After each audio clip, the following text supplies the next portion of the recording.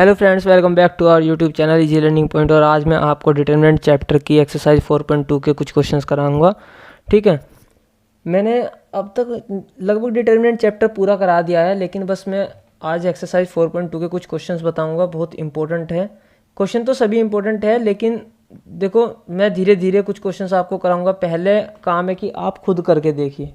ठीक है, आप वीडियो पॉज करिए, क्वेश्चंस देखिए और कोशिश करिए खुद करें, क्योंकि मैं आपको हर एक चीज़ करा चुका हूँ, हर एक टॉपिक करा चुका हूँ। ठीक है, चलिए देखते हैं एक्सरसाइज 4.2 का क्वेश्चन नंबर 1 देखते हैं। इन्होंने कहा है यहाँ पर कि प्रॉपर्टीज़ का इस्तेमाल करके, ठीक है, हमें इंडिटरमिनेंट को, ये जो हमें कहा है प्रूफ करने के लिए, ये सब प्रूफ करना, और बिना एक्सपेंडिंग, मतलब विदाउट एक्सपेंडिंग, मतलब कि बिना एक्सपेंड किए। ठीक है ना, तो हमें सिर्फ प्रॉपर्टीज़ का इस्तेमाल करना है। अब देखिए, अब जैसे आपको कुछ चीज़ें ना दिमाग में फिक्स हो जानी चाहिए। जैसे कि इन्होंने कहा है कि ये डिटरमिनेंट 0 के इक्वल प्रूफ करना है और हमें डिटरमिनेंट खोलना भी नहीं है। तो कुछ ही प्रॉपर्टी ऐसी है जैसे जिसमें आप ये कह सकते हो कि हाँ वो 0 के इक्वल आ जाएगा डिटरमिनेंट। कैसे कि या तो दो रो कोई भी, ठीक है, आइडेंटिकल हो जाए, कोई भी दो रो, या कोई भी दो कॉलम आइडेंटिकल हो जाए। ठीक है, दो तरीके बता दिए। तीसरा तरीका है कि आप किसी तरह इसमें ऑपरेशन अप्लाई करके और किसी भी एक रो को या किसी भी एक कॉलम को 0 बना दें, मतलब सभी एलिमेंट 0 0 0। तो ये 4 केस ऐसे हैं कि जिसमें आप डिटरमिनेंट की वैल्यू 0 बता सकते हो। या फिर एक केस ऐसा आ सकता है कि मान लो ये हमने मान लिया डेल है, ठीक है, और del equal to minus del आ गया, तो इस माइनस को इधर ले जाओ तो 2 डेल इक्वल टू 0, यानी कि डेल इक्वल टू 0। मतलब ये केस भी मैं आगे बताऊंगा, एक क्वेश्चन है इसके ऊपर। तो पहले तो आपके दिमाग में ये चीज़ें फिक्स हो जानी चाहिए कि आप जब क्वेश्चन प्रूफ करने जा रहे हो उसमें आपको क्या करना है। ठीक है, अगर 0 प्रूफ करना है तो सिंपली देखो, और विदाउट एक्सपेंडिंग तो आपको यही कहेगा वैसे मोस्टली कि 0 प्रूफ करो, या फिर किसी एक डिटरमिनेंट के इक्वल करने के लिए कहेगा। तो बहुत आसान होता है। देखो मैं इसमें क्या करता हूँ, मुझे साफ साफ दिख रहा है कि इसके 2 तरीके हैं। मैंने दोनों तरीके से कराया है। मेथड 1 क्या करा है मैंने कि देखो, अगर मैं इस कॉलम में से, ठीक है, और इस कॉलम को माइनस कर दूं तो क्या बचेगा, सोचो। यहाँ बचेगा सिर्फ x, यहाँ बचेगा y, यहाँ बचेगा z।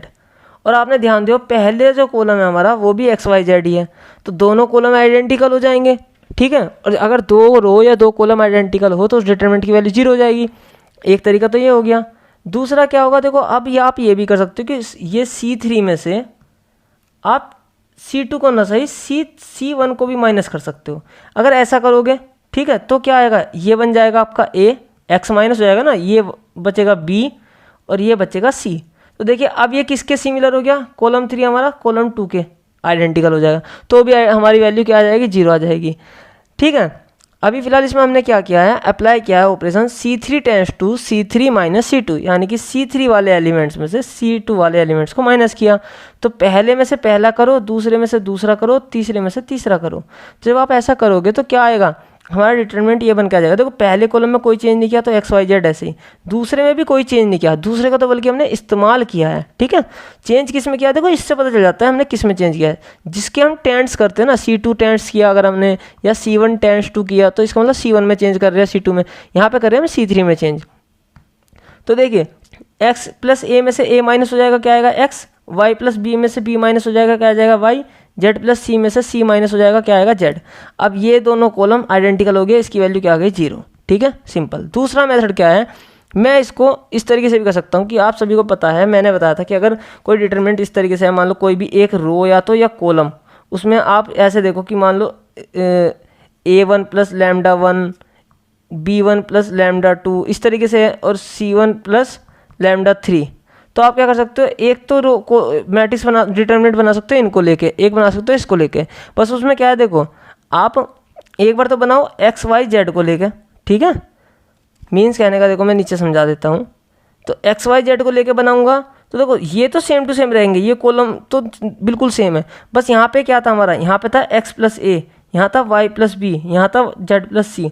तो मैंने एक x y z का अलग बना लिया, ठीक है, और a b c वाला ऐड करके यहाँ अलग बना दिया। ठीक है, कोई दिक्कत नहीं। अब देखो पहले वाले डिटरमिनेंट में क्या है, अगर आप पहले वाले डिटरमिनेंट में नोटिस करो तो कॉलम 1 और कॉलम 3 आइडेंटिकल है तो इसकी वैल्यू 0 आ गई। इसमें कॉलम 2 और कॉलम 3 आइडेंटिकल है तो इसकी भी 0 आ गई। कहना सिंपल सी बात है कि हमारा जो रिजल्ट है वो 0 के इक्वल आ गया।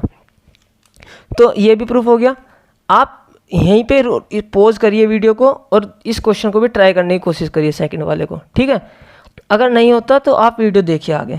और हाँ, एक क्वेश्चन को करने के बहुत तरीके हो सकते हैं भाई। कोई टीचर आपको किसी तरीके से बताएगा, किसी का कोई मेथड होगा, किसी का आसान होगा, किसी का लॉन्ग होगा। हो सकता है मैं आपको थोड़ा लेंथी बताऊँ, ठीक है ना। तो एट द मोमेंट जो आपके दिमाग में पॉइंट आ रहा है आप उसी के बेस पे करोगे। मेरे दिमाग में जो चीज़ आएगी मैं उस बेस पे कराऊंगा, ठीक है। तो आप करके देखिए, क्या पता आप कुछ और अच्छा सोच सकते हो। अभी मुझे यहाँ पर दिख रहा है कि देखिए ये भी मुझे 0 प्रूफ करना है। तो मेरे पास क्या तरीका है, या तो मैं वही सिंपल किया तो 2 रो या 2 कॉलम आइडेंटिकल दिखाऊं, या कोई भी पूरा का पूरा एक कॉलम या एक रो 0 0 0 बना दूं।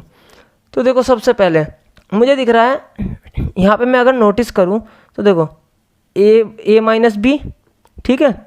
यहाँ पे क्या है c माइनस ए। तो देखिए यहाँ पे प्लस का a है या माइनस का a है, ठीक है। इस वाले में माइनस का b है और सेकंड वाले में प्लस का b है। ये चीज़ आपको नोटिस करनी आनी चाहिए, ठीक है। कि देखिए यहाँ प्लस का a है, यहाँ माइनस का a है, यहाँ पे माइनस का b, तो इस वाले सेकंड वाले में प्लस का b है, तीसरे वाले में प्लस का c है, तो इसमें माइनस का c है। तो मैं क्या करता हूँ, मैं रो 1 में रो 2 को और रो 3 को ऐड कर लेता हूँ। तो ऐसा ऑपरेशन लगाता हूँ। सबसे पहले मैं LHS लेता हूँ। LHS मैंने पूरा का पूरा डिटरमिनेंट यहाँ लिख के दिखा दिया जो क्वेश्चन में था, ठीक है। मैंने ऑपरेशन अप्लाई किया, R1 tense to R1 plus R2 plus R3। तो देखिए जब आप यानी कि इस एलिमेंट में इन दोनों एलिमेंट को ऐड करोगे, इस वाले एलिमेंट में इन दोनों एलिमेंट को ऐड करोगे, इस वाले एलिमेंट में इन दोनों को ऐड करोगे, तो पहली रो जो है अब हमारी नई बन के आएगी। सेकंड रो और थर्ड रो में कोई चेंज नहीं होगा क्योंकि हमने उनका तो इस्तेमाल किया है, चेंज सिर्फ R1 में किया है, ठीक है। तो देखिए a माइनस बी में ये प्लस कर दो और उसमें ये प्लस कर दो। तो सोचो क्या आएगा, a माइनस बी, ठीक है, प्लस b माइनस सी। मैं इसको साफ सा लिख देता हूँ, a माइनस बी, ठीक है, plus b minus c plus c minus a. मैंने देखो इनको ऐड किया अभी। तो देखो a से माइनस ए कट हो गया, b से ये कट हो गया, c से c कट हो गया। इसका मतलब पहला जो हमारा एलिमेंट आया वो 0 बन के आ गया। अब ऐसे ही आप देखो, मैंने एक करके दिखा दिया, आप सबको करके देखिए। इसमें इन दोनों को ऐड करो, ये भी 0 आएगा। देखो माइनस सी से प्लस सी कट जाएगा, माइनस ए से प्लस ए कट जाएगा, बी से बी कट जाएगा, ठीक है। तो आप इनको करके देखिए, ये भी 0 हो जाएगा, ठीक है। तो जब ये तीनों एलिमेंट 0 हो गए एक ही रो के, तो आप खुद सोचिए अगर मैं इस रो के अलोंग इसे एक्सपेंड कर दूं तो क्या आएगा भाई, 0, ये भी 0, ये भी 0। इन जो भी हमारा डिटरमिनेंट इनके साथ मल्टीप्लाई होकर आएगा उसको ये 0 ही बना देगा, ठीक है। तो हमारा ये भी प्रूफ हो गया। अब देखिए यहाँ पर अभी ये क्वेश्चन है, देखो इसमें अगर आप नोटिस करो तो मैं इसमें सबसे पहला काम तो आप इनकी मल्टीप्लाई करिए अंदर, ठीक है। आप इनकी मल्टीप्लाई करके देखिए। अगर मान लीजिए इसमें यहाँ बी सी है, ठीक है, और अगर इसमें भी बी सी आ जाता तो मैं क्या करता, मैं कॉलम 3 में से कॉलम 2 को माइनस करता, पर ऐसा इसमें नहीं है। तो मैं कुछ और सोचूंगा। मैंने इसको पहले तो मल्टीप्लाई कर लिया, मेरे ये आ रहा है, ठीक है। यहाँ पे मेरे 1 1 1 है। तो मैं ये सोच रहा हूँ कि अगर मैं कोई और रो भी या कोई और कॉलम भी 1 1 1 बना दूँ, कॉलम 2 में से या कॉलम 3 में से, तो सिंपल है, आइडेंटिकल हो जाएंगे, मेरा प्रूफ हो जाएगा। हम यहाँ पर करते हैं, मैंने पहले इसके अंदर मल्टीप्लाई कर ली, ठीक है, ये ठीक है। तो मुझे दिख रहा है यहाँ पे ए बी है, यहाँ पे ए सी है और यहाँ पे बी सी है, ठीक है। ऐसे ही समय देखो यहाँ पे भी ए बी है, बी सी है और यहाँ पे सी ए है। तो देखिए सब में ये फॉर्मेट बनेगा, इसमें भी अगर मैं तीनों को ऐड कर दूँ तो तीनों में ये बनेगा a B plus B C plus C a, ठीक है। और जब अगर तीनों में ही ये बन जाएगा तो मैं इसमें से क्या करूँगा, इसको कॉमन ले लूँगा और यहाँ क्या बचेगा 1 1 1। बस मेरा काम हो गया, क्योंकि यहाँ भी 1 1 1 है, यहाँ भी हो जाएगा, तो इसकी वैल्यू 0 हो जाएगी। तो देखो मैंने ऑपरेशन अप्लाई किया यहाँ पर कि C3 में चेंज करा हमने, C3 tense to C3 plus C2, ये इसमें ऐड कर दिया। तो ये फर्स्ट कॉलम भी ऐसे ही, सेकंड कॉलम भी ऐसे ही, थर्ड कॉलम क्या होगा, A B plus A C plus B C, ठीक है। तो ये रहा, ठीक है। ऐसे ये B C plus B A plus C A, ये रहा। ऐसी थर्ड कॉलम, ठीक है, इन दोनों का ऐड करो, ये रहा, ठीक है। अब आप यहाँ पे ध्यान से देखो भाई, ए बी इसमें भी क्या है, ए बी, ये रहा भाई, बी ए ही तो लिख रहा है बस, बी ए और ए बी सेम ही तो होते हैं। अगर मैं बी ए को ए भी नहीं लिख सकता, सेम ही तो बात है, ठीक है। तो कोई चेंज नहीं है, इसमें ए सी है, इस वाले में सी ए करके है, तो कोई दिक्कत नहीं है। इसमें बी सी है, इसमें भी बी सी है, तो दोनों में देखो तीनों एलिमेंट ये सेम है बिल्कुल, इसका मतलब, ठीक है। अब देखो थर्ड वाले में देखो, इसमें भी ए सी है, इसमें भी बी सी है और इसमें भी ए बी है, तो तीनों में इस कॉलम में सारे एलिमेंट ये सेम है, ठीक है। तो मैं क्या करता हूँ, मैं इस कॉलम में से इसको कॉमन ले लेता हूँ। यहाँ पे मैंने एक लाइन नहीं लिखी, यहाँ पे आप लिख सकते हो टेकिंग, ठीक है, टेकिंग आउट कॉमन, ठीक है। और कॉमन क्या लेना है, ये फ्रॉम किस में से, C3 में से, ठीक है। तो आप ये लिख सकते हो साथ के साथ। तो देखिए जब मैंने इसमें से कॉमन लिया ये, तो क्या बचा, यहाँ 1 1 1, यहाँ भी 1 1 1 था, और ये हमने कोई चेंज इसमें था ही नहीं, इन दोनों में कोई चेंज नहीं था, बस यहाँ क्या कॉमन लिया था 1 1 1। अब दो कॉलम आइडेंटिकल हो गई, और ये भी एक प्रॉपर्टी है हमारी कि अगर दो कॉलम आइडेंटिकल हो जाए या दो रो आइडेंटिकल हो जाए तो उस डिटरमिनेंट की वैल्यू 0 हो जाती है। इसकी वैल्यू 0, इसमें मल्टीप्लाई हुई 0 की, तो क्या आएगा 0, RHS के इक्वल आ गया, प्रूफ हो गया, ठीक है। ये छोटे छोटे से क्वेश्चन बहुत इंपॉर्टेंट है, इनको ट्राई करके देखिए, क्योंकि आपको प्रॉपर्टीज़ अगर इस्तेमाल करनी आ गई तो आप कितना भी बड़ा क्वेश्चन आपके सामने ला दे डिटरमिनेंट का, आप आराम से कर लोगे। और अगर आपको प्रॉपर्टीज़ इस्तेमाल करने की आदत नहीं है, ठीक है, प्रैक्टिस नहीं है उनकी, तो आपको बहुत प्रॉब्लम आएगी। इसलिए पूरी एक्सरसाइज करिए, कोई क्वेश्चन मत छोड़िए। मैंने इसमें थर्ड क्वेश्चन छोड़ा है, थर्ड क्वेश्चन मैंने इसलिए छोड़ा है एक्सरसाइज का, क्योंकि उसमें ना जब डिटरमिनेंट लिखा हुआ है तो यहाँ पे 65 लिखा हुआ है थर्ड कॉलम में, ठीक है, और यहाँ पे लिखा हुआ है 72 शायद ऐसा, ठीक है। लेकिन यहाँ पे जो है ना 63 होना चाहिए, वो उसे आप ठीक कर लेना बुक में, ठीक है। अगर वो 63 होगा तो क्वेश्चन सही हो जाएगा। अब देखिए ये क्वेश्चन है, इन्होंने कहा इसको प्रूफ करिए। मैं पहले भी आपको एक वीडियो में करा चुका हूँ अपनी, जब मैं कंसेप्ट क्लियर करा रहा था, आपको प्रॉपर्टीज बता रहा था, तो मैंने वहाँ पे उस टाइम ये क्वेश्चन कराया था, ठीक है। तो आज मैं इसको थोड़ा सा चेंज करूँगा सबके, फिर भी इसमें एक और तरीका और मैं बता दूंगा, ऐड कर दूंगा, जो जैसे मैंने कहा। आप देखिए मैं क्या करता हूँ, मुझे सबसे पहले यहाँ 2 चाहिए, ठीक है। तो मैंने जो मेरी LHS साइड है, लेफ्ट हैंड साइड है, उसमें मैं देखता हूँ, देखो यहाँ पे B + C, यहाँ पे A + B, तो B और B 2 B हो गए, इसमें C + A, यहाँ भी C, यहाँ भी C, 2 C हो गए, यहाँ भी A, यहाँ भी A, 2 A हो जाएंगे। तो मैंने ऑपरेशन लगाया कि R1 टेंड्स टू, R1 में चेंज करा, R1 + R2 + R3। तो देखिए B + C, इसमें एक B आ गया, इसमें एक B आ गया, तो 2 B हो गए, इसमें एक A आ गया, इस वाले में एक A आ गया थर्ड रो में, तो 2 A हो गए, ठीक है। ऐसे इसमें C आ गया और इसमें भी C आ गया, तो 2 C हो गए, ठीक है। तो यहाँ पे देखिए, तो मैंने 2 कॉमन ले लिया इसमें से, ठीक है, और डायरेक्ट लिख दिया A + B + C। ऐसे ही इसको जब आप ऐड करोगे आपस में, तो 2 P बनेंगे, 2 Q बनेंगे, 2 R बनेंगे, तो 2 उसमें से भी कॉमन ले लो। ऐसे इसमें 2x + y + z बनेगा जब आप इस कॉलम में करोगे, ठीक है। अब देखिए सेकंड रो में और थर्ड रो में मैंने कोई चेंज नहीं किया, दोनों सेम टू सेम, जैसी यहाँ थी वैसी यहाँ है, ठीक है। अब देखो यहाँ पर मैंने क्या करा, अब इसमें से मैं 2 कॉमन ले लूँ, मुझे देखो दिख रहा था यहाँ मुझे 2 चाहिए था, तो 2 मैंने बना लिया, तीनों में कॉमन आ रहा है यहाँ पे, तो मैं फर्स्ट रो में से 2 को कॉमन ले लूँगा, टेकिंग आउट 2 फ्रॉम R1, ठीक है। तो R1 में से 2 कॉमन ले लिया, अंदर क्या बचेगा, यहाँ A + B + C, PQR और यहाँ XYZ, ठीक है। और ये जो थे ऐसे के ऐसे सेम टू सेम। अब यहाँ पर देखो क्या है, अगर आप ध्यान दो तो देखिए इसमें A + B है, इसमें भी A + B है, इसमें P + Q है, इसमें P + Q है, इसमें x + y, इसमें भी x + y, ठीक है। तो एक तरीका तो ये है कि आप, तो देखिए मैंने इसमें क्या करा है, यहाँ पर एक तो तरीका यही है कि भाई आप यहाँ से इसमें से इसको माइनस कर दो, मीन्स R1 में से माइनस कर दो R3 को, या R1 में से आप R2 को भी माइनस करके देख सकते हो, क्योंकि देखो C + A और इसमें भी CA है, इसमें भी R + P है, इसमें भी R + P है, ठीक है। तो आप ऐसे भी कर सकते हो, या फिर आप R1 में से R3 को भी माइनस कर सकते हो, ठीक है। और एक तरीका ये है कि जैसे मैंने यहाँ पे अप्लाई किया है, मैंने इसको सम के उसमें डिवाइड कर दिया, डिफरेंट मतलब अलग अलग डिवाइड कर दिया दोनों को।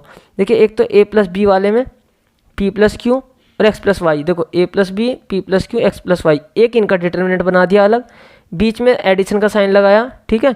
और देखिए यहाँ पे 2 यहाँ क्यों दिया मैंने, क्योंकि देखिए ये 2 डिटरमिनेंट में ये टूटा है हमारा, बाहर 2 कॉमन था, तो 2 दोनों के साथ जाएगा, ठीक है। एक में मैंने लिया जो बचा था सी आर और जेड, तो सी आर जेड और नीचे हमारा सेम टू सेम ऐसी ये रहा, ठीक है, इसमें कोई चेंज नहीं है। मैंने इसको नाम दे दिया D1, इसको दे दिया D2। अब आप मैंने ऐसे क्यों किया, देखो यहाँ पे A प्लस बी, ये वाला कॉलम R1 वाला और R3 वाला दोनों आइडेंटिकल है। अगर आइडेंटिकल है तो इस डिटरमिनेंट की वैल्यू क्या हो गई, 0, ठीक है। तो अब सिर्फ हमें D2 को सोल्व करना है, D2 को सोल्व करना है। तो देखिए D2 में क्या है, D2 को मैंने यहाँ लिख लिया दोबारा, ये रहा, सही है। अब देखिए D2 में एक, अब आप क्या करो, मैं R2 में से R1 माइनस करूँ तो देखो इसमें से एक C खत्म हो जाएगा, इसमें से R खत्म हो जाएगा, इसमें से Z खत्म हो जाएगा। आप जितना छोटा कर सकते हो क्वेश्चन को उतना करिए, ठीक है। तो जब ये बन के आ गया, अब दोबारा आप क्या करो, R3 में से R2 को माइनस कर दो, भाई यहाँ से A खत्म हो जाएगा, यहाँ से P, यहाँ से X, ठीक है। अब देखिए हमारा क्वेश्चन कंप्लीट होने वाला है बिल्कुल। अब बस हमें इसे अरेंज करना है। मुझे पता था जो मुझे RHS में चाहिए वो क्या है, A ऊपर है, B C इस तरीके से, P Q R इस तरीके से है, ठीक है। लेकिन अभी हमारा जो यहाँ पर निकल के आ रहा है वो फॉर्मेट में नहीं है अभी ठीक से। तो मैं क्या करता हूँ, A मुझे ऊपर चाहिए तो मैं पहले R1 इंटरचेंज R2 कर दूँ, ठीक है। और जब हम इंटरचेंज करते हैं तो हमारा डिटरमिनेंट का साइन चेंज हो जाता है, तो प्लस का था माइनस का हो गया, और फर्स्ट रो को सेकंड रो में लिख दिया और सेकंड रो को फर्स्ट रो में लिख दिया, ठीक है। अब मुझे देखिए C जो है नीचे चाहिए, तो मैं क्या करता हूँ, R2 और R3 को इंटरचेंज कर देता हूँ, ठीक है। तो ये एक ऑपरेशन ये लगा दिया। अब देखो दोबारा मैंने इंटरचेंज किया तो माइनस माइनस प्लस हो जाएगा, फिर से माइनस आएगा तो प्लस हो जाएगा, ठीक है। अब देखो ABC PQR XYZ बिल्कुल सेम टू सेम आपका RHS के इक्वल आ गया, ठीक है। अब ये 6th क्वेश्चन है, ये भी बहुत इंपॉर्टेंट है। देखिए एक चीज़ से जो रिजल्ट निकल के आएगा वो ये आएगा कि कोई अगर स्क्यू सिमेट्रिक मैट्रिक्स आपको मिल जाए, अगर आपको जो डिटर्मिनेंट है उसके अंदर जो मैट्रिक्स है वो स्क्यू सिमेट्रिक है, ठीक है, तो उस डिटर्मिनेंट की वैल्यू हमेशा 0 होगी, ध्यान रखना, ठीक है। अब ये कैसे मैं बता दूंगा, देखो आप नोटिस करो तो ये जो मैट्रिक्स है इसके अंदर ये स्क्यू सिमेट्रिक है। स्क्यू सिमेट्रिक क्या होता है कि अगर आप A का ट्रांसपोज करो तो -A के इक्वल आएगा, ठीक है। तो आप जब इसका ट्रांसपोज करोगे तो माइनस के इक्वल आएगा। तो देखिए सबसे पहले तो मैंने क्या करा, इसमें से तीनों रो में से -1 कॉमन ले लिया, इसमें से भी लिया, इसमें से भी लिया, इसमें से भी लिया। जब एक बार इसमें से लिया तो माइनस आया, एक बार दूसरी में से लिया तो प्लस बन गया, लेकिन जब मैंने तीसरी में से लिया तो दोबारा माइनस बन गया, ठीक है। ऐसे समझो -1 की पावर 3 कॉमन आई ना, एक इस रो में से, एक इसमें से, एक इसमें से, तो क्या हो गया, -1 की पावर 3 का मतलब क्या हो गया, -1। तो सिंपल मैंने -1 की मल्टीप्लाई कर दी यहाँ आगे, और डिटर्मिनेंट देखो ये माइनस, ये प्लस का था तो माइनस हो गया, जो माइनस का था वो प्लस हो गया, ठीक है। अब ध्यान दो, अगर मैं इसको ट्रांसपोज कर दूं, इसका मतलब रो और कॉलम को इंटरचेंज कर दूं, और आपको पता है अगर किसी मैट्रिक्स का, कोई मैट्रिक्स A है, उसका मैं A का ट्रांसपोज निकाल लूँ या उसका मैं डिटर्मिनेंट निकाल लूँ या उसके ट्रांसपोज का डिटर्मिनेंट निकाल लूँ, दोनों बराबर आने चाहिए, ठीक है। तो अगर मैं इस साइड को ट्रांसपोज कर दूंगा तो इस पर कोई फ़र्क नहीं पड़ेगा इसके डिटर्मिनेंट पे, ठीक है। तो मैंने क्या करा, इसको इंटरचेंज कर दिया रोज और कॉलम को। तो जब ऊपर मैंने इस वाले डिटर्मिनेंट को इंटरचेंज करा, इसकी रोज और कॉलम को, कहने का मतलब है कि ट्रांसपोज कर दिया। तो देखिए ट्रांसपोज करने के बाद क्या आया, ये आ गया, माइनस बाहर था ही। अब आप यहाँ पे नोटिस करो तो ये बिल्कुल सेम टू सेम डेल के इक्वल है। डेल मतलब जो मैं डेल लेके चला था ऊपर, मैंने लेफ्ट कर लिया था इस लेफ्ट हैंड साइड को, डेल के इक्वल है। इसको मैंने इक्वेशन 1 भी लिखा है। तो देखिए सेम टू सेम यही डिटर्मिनेंट हमारा यहाँ ट्रांसपोज करने के बाद यहाँ बन के आया, ये रहा। तो मैंने इसको क्या कहा कि del equal to minus del, क्योंकि माइनस तो पहले ही था और डेल ये आ गया, तो डेल को उस साइड लेके आ जाओ तो क्या हो गया, 2 डेल इक्वल टू 0 और डेल इक्वल टू 0। और इससे हमें समझ में आ गया कि कोई भी आप इसकी सिमेट्रिक मैट्रिक्स ले लो, उसका डिटर्मिनेंट हमेशा 0 ही आएगा, ठीक है। आप करके देखना, ठीक है। और इसमें और भी क्वेश्चन है, उनके ऊपर मैं आगे वीडियो बना दूंगा। अभी फिलहाल खुद करके देखिए आप, जिसमें क्वेश्चन में ज़्यादा प्रॉब्लम है आप मुझे उसे बता दीजिए, कमेंट सेक्शन में करके लिख के बता दीजिए कि किस किस क्वेश्चन में प्रॉब्लम आ रही है, मैं उनके ऊपर मेन फोकस करूँगा, ठीक है। Thank you very much.